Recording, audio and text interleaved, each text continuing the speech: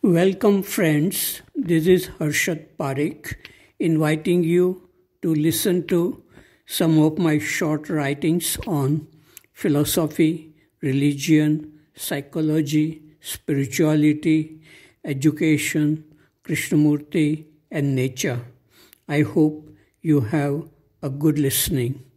This is audio tape number 103, Article 688.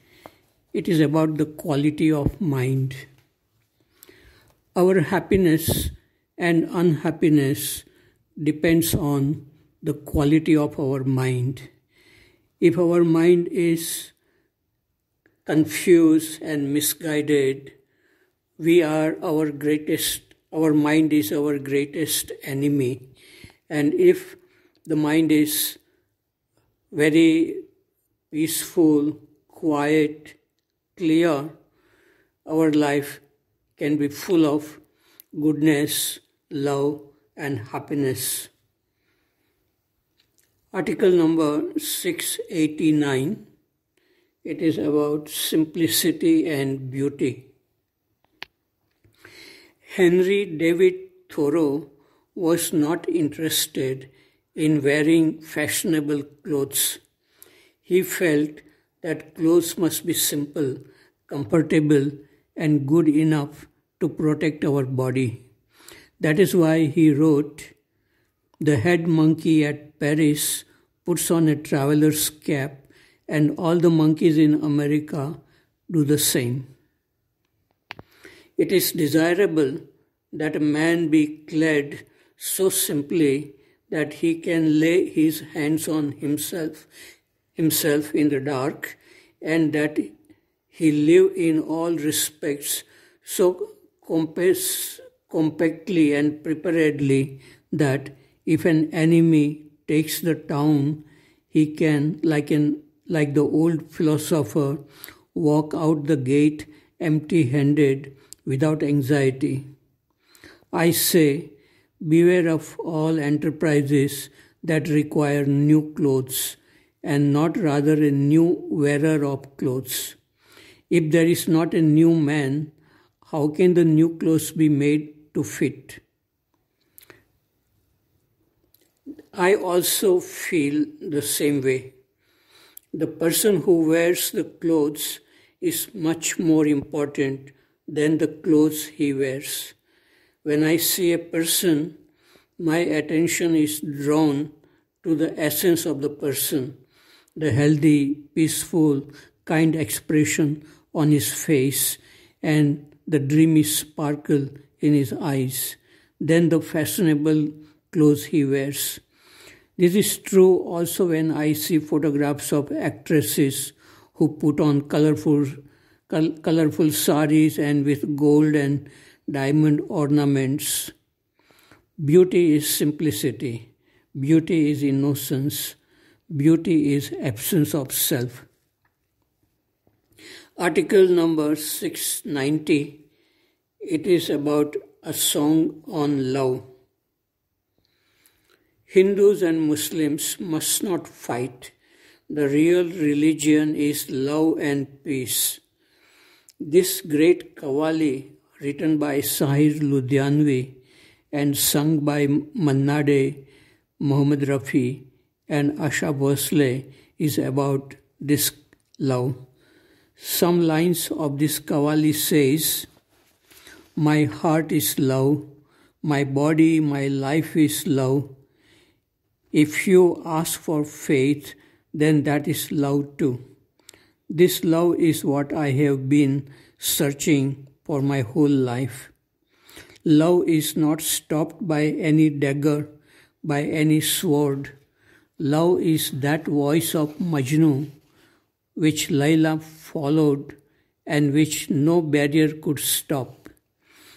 If she laughs and asks, I would even give my life. After all, what is life? I would even give up my faith. Love is free. Love is neither Hindu nor Muslim. Love does not ask your religion or creed. Love does not ask your social class or caste. The path of love is dangerous. When Krishna played his flute, Radha emerged, dressed up, forgetting all she was taught. She left the honor of society. The darling child of King Janaka, means Sita, swayed into the forest and wore a garland of love. Meera, thirsty for a glimpse of Krishna, drank a glass of poison. The commands of Allah and Muhammad are love. The Quran is love. The teachings of Buddha and Christ are love. Love is everlasting. Love is victorious. Love is Moses. Love is Mount Sinai. Love turns clay into idols and idols into God. The pinnacle is that love has a power to turn a man into a god. Yes, this is love. Article 691, it is about the harmful impact of school education. Yesterday, we had a dialogue at this center from 2 p.m. to 4 p.m. There were 8 of us. We read 2 or 3 pages from the Freedom from the Known. It was about the art of looking and listening. How do we look at objects, nature, and people around us? Is there clarity, freshness, and beauty in our way of looking? Or is it a dull, old, habitual way of looking with unconscious thinking? When we were young, before going to schools, we looked at everything with a fresh and curious mind. There were clarity, freshness, and beauty in our way of looking. We were fascinated to look at flowers, birds, moon, people, colors, and shapes. There was not much knowledge about this thing within us. After we went to school, we were encouraged to remember the names of birds, flowers, and other objects around us. We were enthusiastic in gathering knowledge about our environment. Learning was fun up to the end of 7th standard. There were no examinations at the end of academic year to test our knowledge. When we came to senior school in standard 8, we had to learn too many subjects. Slowly learning became a burden. We had to memorize too many things in order to pass examinations. We developed fear and other psychological problems like competition, ambition, shyness, and guilt about the nature of sexual feelings and insensitivity to nature. Our mind was occupied with too many thoughts and problems. Now trees, flowers, birds, colors, shapes did not look strange and beautiful. We looked at all these things with the words and knowledge we had learned. We became intellectual as we grew older. We learned how to solve mathematical problems and apply our knowledge to solve problems in science. We learned how to analyze social, political, economical problems. We became clever in expressing ourselves through words and ideas. But in this process, we paid a heavy price. We lost the ability to look at things, people, and nature with a sense of wonder and freshness, the way we looked before we went to school. Is it possible to get back the way of looking at everything with freshness and beauty without knowledge and images? Is it possible to have a silent and awake mind which can look at all things with innocence, beauty, and love? It is possible, but for that one must have a passion to look within to see how thoughts arise and how they move from one thing to another. One can observe in relationship how thoughts create all kinds of psychological problems. Without turning our attention within, it is not possible to be free, happy, peaceful, and to feel love and beauty. Without this freedom, life can become mechanical and meaningless, even if one has money, power, and fame in society. This was about 7 years ago at Krishnamurti Center in Canada. Article 692, it is about clarity.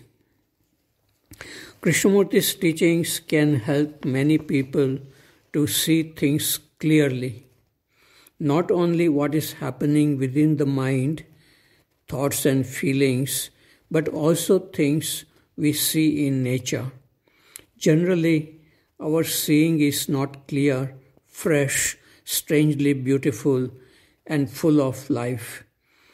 We live in the world of thinking and feeling only, and yet we are not aware of how thoughts and feelings come and go.